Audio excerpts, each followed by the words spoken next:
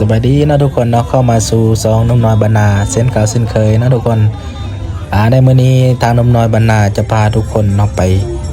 โลลาดเนาะอยู่ที่นครหลวงพระบางกับตัวมื้อนี้เป็นมือสังฆานหลวงนั่นเองเนาะทางหลวงพระบางก็มีกิจกรรมคือโลลาดเนาะหรือว่าเป็นการโลตลาด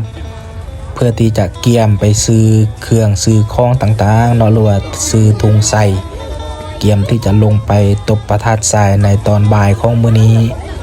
แต่ว่าอยู่หลวงพระบางในมืออื่นนี้เป็นมือสังฆานเนาก็จะได้มี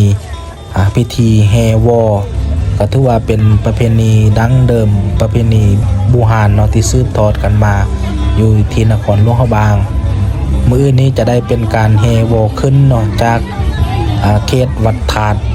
ขึ้นเมื่อ5วัดเสียงทองแต่ว่าในมือหือนี้เป็นมือสังฆานขึ้นจะได้แห่วอจากวัดเสียงทองลงไป5วัดมหาธาตุเนาะ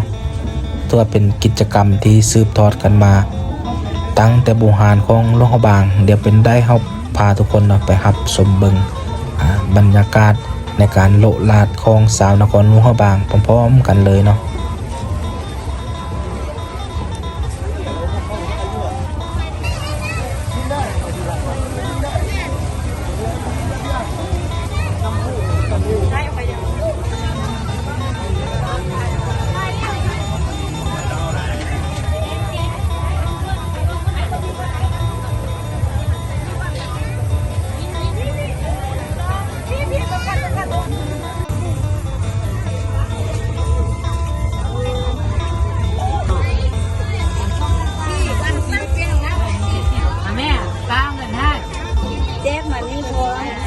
70เดือน